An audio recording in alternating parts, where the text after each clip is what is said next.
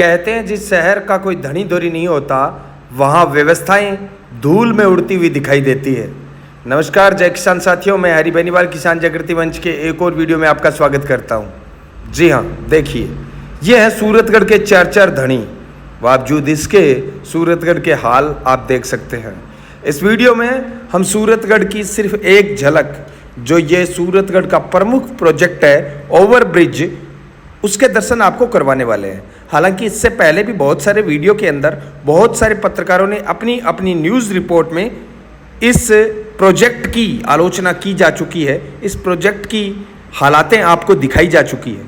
लेकिन बावजूद इसके जब चार धनी इस प्रोजेक्ट के साथ होते हैं तो किसकी मजाल है कि इस प्रोजेक्ट को अधरजूल में डाल दे, या इस प्रोजेक्ट के मालिक को कुछ कह दे, या इस ठेकेदार को कुछ कह दे।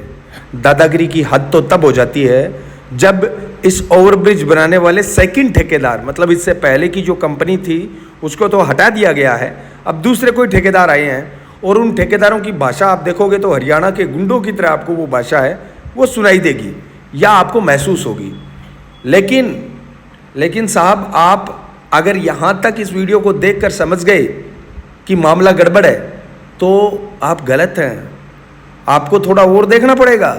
मामला यहाँ तक गड़बड़ नहीं है, मामला इतना गड़बड़ है कि शहर के अंदर जो अव्यवस्थाएं हैं उन अव्यवस्थाओं के पीछे इन धनियों का क्या क्या हाथ है वो इस वीडियो के अंदर आपको बताएंगे। और बताएंगे कि सूरतगढ़ के प्रमुख इस प्रोजेक्ट के किस प्रकार से धज्जियाँ उड़ाई जा रही है, कानून की किस प्रकार से धज्जियाँ उड़ाई जा रही है, टेंडर प्रोक्यूरमेंट की किस प्रकार से धज्जियाँ उड़ाई जा रही है, जन भावनाओं की। नमस्कार साथियों, मैं इस वीडियो के अंदर आपको वो चीज़ें बताऊंगा जो चीज़ें आपने महसूस तो बहुत बार की होगी, लेकिन उन चीज़ों की गहराई में जाने का प्रयास आपने कभी नहीं किया होगा। ये जो इंदिरा सर्किल से लेकर मानकसर से पहले आपके डिग्री कॉलेज तक ये जो ओवरब्रिज बन रहा है, इस ओवरब्रिज की गुणवत्ता बार बार कटघरे में आती है। और अब की बार मैं जिन बातों को आप तक पहुंचाऊंगा वो इतनी ज़्यादा अव्यवस्थाएं हैं कि इन धड़ियों को सोचना चाहिए। या तो मैं चाहता हूं कि ये चारों जो नेता है वो अपना पल्ला झाड़ ले कि सूरतगढ़ से हमें कोई लेना देना नहीं है। और अगर ये मानते हैं कि हम सूरतगढ़ के धनी हैं, सूरतगढ़ के नेता हैं, सूरतगढ़ की जनता को सुविधाएं देने का हम वादा करते हैं, अगर ये मानते हैं तो इनको भाई ये वीडियो देखना चाहिए। वैसे मैं आपको बता दूं, चारों ही नेता अपने अपने स्तर पर व्यक्तिगत रूप से बहुत अच्छे इंसान हैं, लेकिन एक अच्छा इंसान एक अच्छा नेता बन जाए ये जरूरी नहीं है। साथियों, अगर ये चारों इंसान चाहें नेता बनकर सूरतगढ़ की सेवा करें तो सूरतगढ़ की जनता को कोई तकलीफ हो नहीं सकती। एक तरफ कोने के अंदर आपको पूर्व विधायक गंगाजल जी मील, जो लेफ्ट हैंड ऊपर कोने में चश्मा लगाए हुए, दूसरी तरफ राइट हैंड ऊपर के कोने के अंदर वर्तमान विधायक राम प्रताप जी कासनिया चश्मा में, लेकिन बाल जो है वो आपको वाइट दिखाई देंगे। तीसरी तरफ लेफ्ट हैंड नीचे के कोने में सूरतगढ़ के नगरपालिका के चेयरमैन ओम प्रकाश कालवा जी, जिन्हें प्यार से लोग मास्टर साहब भी पुकारते हैं। तीसरी तरफ राइट हैंड के नीचे के कोने में राजेंद्र सिंह जी भादू हैं, जिन्हें सूरतगढ़ की किसानों की आवाज़ कहा जाता है। लेकिन दुर्भाग्य इस बात का है साथियों कि सूरतगढ़ में ना किसान, ना जवान, ना बेरोजगार, ना व्यापारी, कोई आज सुखी नहीं है। अब इस ट्रक के पास से जब मैं गुजरा, मैं ही जानता हूँ कि मुझे किस प्रकार की खुशबू महसूस हुई थी, किस प्रकार का डर महसूस हुआ था। ये सूरतगढ़ की सुविधाओं का हाल है। इससे पहले मैंने एक वीडियो में आपको बताया था, जब भी आप सूरतगढ़ में पधारें अपनी रिस्क के ऊपर पधारें। ना यहाँ पर ट्रैफिक व्यवस्था आपको दिखाई देगी, ना यहाँ पर कानून व्यवस्था आपको दिखाई देगी। यहाँ के नेताओं ने सूरतगढ़ लूटो प्रतियोगिता के अंदर अपना अपना हिस्सा तय कर रखा है। वो अलग बात है कि जनता के सामने कई बार प्रेस कॉन्फ्रेंस के माध्यम से ये एक दूसरे पर वो आरोप लगाते हैं जो कभी उन आरोपों को नकारा करते थे। जैसे मास्टर कालवा जी कभी कहा करते थे कि मील साहब सूरतगढ़ की रीढ़ की हड्डी है, मील साहब से अच्छा इंसान नहीं है। आज ये अपने ही आरोपों को नकार कर ये कह रहे हैं कि ना मील साहब बहुत गलत काम कर रहे हैं, मेरे को ब्लैकमेल कर रहे हैं। दूसरी तरफ कालवा जी पहले अपने कासनिया जी के लिए कह रहे थे कि ये तो सिर्फ मौज मस्ती के विधायक है, काय के विधायक हैं, इनकी चलती बलती नहीं है। हालांकि कासनिया जी का कहना है कि मेरी भी चलती है। अब चलती कितनी है वो इस वीडियो के माध्यम से आप देख सकते हैं।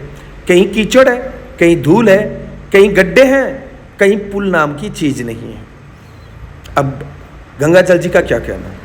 गंगाजल जी उम्र के जिस पड़ाव के अंदर है, हालांकि चारों ही, जिनमें कालवा जी थोड़े से जवान हैं, हालांकि जवानी को लेकर भी इनमें आपस में मतभेद चलते रहते हैं, इस बात पर हमें चर्चा ना करके आज जिस मुद्दे पर मैं वीडियो बनाना चाहता हूं वो, अगर ये चारों नेता चाहें तो इस वीडियो को एक नसीहत समझकर सूरतगढ़ की जनता की भलाई के लिए इस प्रोजेक्ट को अपना समय दें। ये सूरतगढ़ की जीवन रेखा बनने जा रहा है। ये प्रोजेक्ट का दूसरा पुलिया है डिग्री कॉलेज की तरफ से। इस पुलिये का पार्ट है गवर्नमेंट कॉलेज के सामने वाला, जहाँ पर आपको छोटे छोटे ब्रिक्स, छोटे छोटे पत्थरों से बना हुआ ये आपको पुल दिखाई दे रहा है। दूसरी तरफ जो मैंने शुरुआत में वीडियो दिखाया था उसमें आप गौर करना, पुल के अंदर बड़े बड़े पत्थर लगे हुए हैं।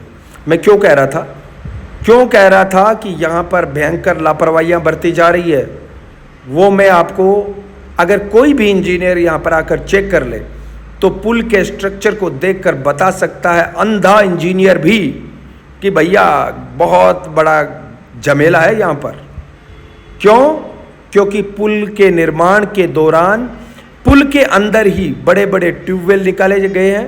उन ट्यूबवेल से जो पानी निकल रहा है वो इतना खारा है कि आप अगर मुंह पर लगा लें तो होंठ फट जाएं, और कहीं लगाएंगे तो क्या क्या फटेगा पता नहीं। लेकिन मैं आपको दावे से कह रहा हूँ, पानी की छोड़ो बात यार, खारा मीठा पानी नहीं होता है। कई बार ठेकेदार, हालांकि वो अलग बात है कि बजट के अंदर इनको टैंकर की व्यवस्था के हिसाब से बजट दिया गया है, लेकिन यहाँ पर वही खारा पानी कहीं से नहीं लाना है, जहाँ पर यूज करना है पुल के अंदर ही बोर कर दिया, नीचे डायरेक्ट धरती से पानी निकाल रहे हैं, ऊपर वो तेजाब वाला पानी आपके यहाँ पर सप्लाई हो रहा है।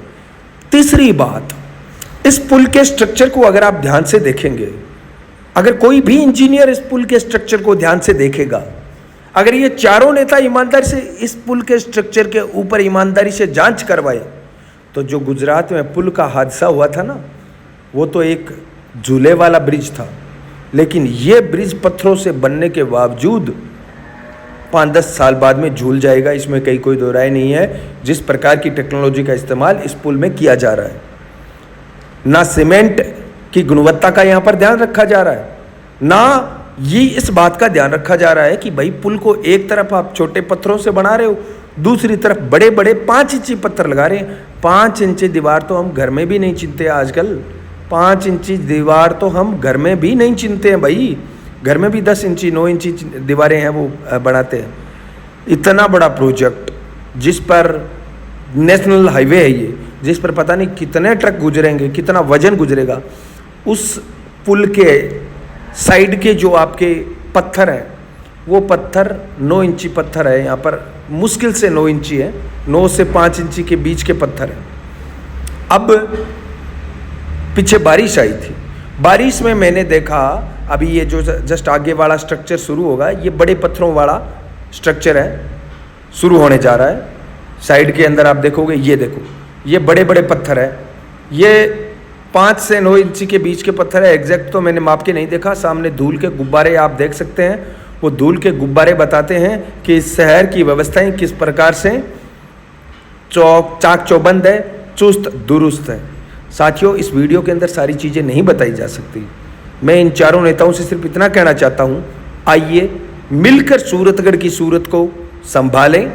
आप अगर जनता की सेवा सच में करना चाहते हैं तो जनता जो है वो आपका स्वागत करेगी, आपको सर आंखों पर बैठाएगी।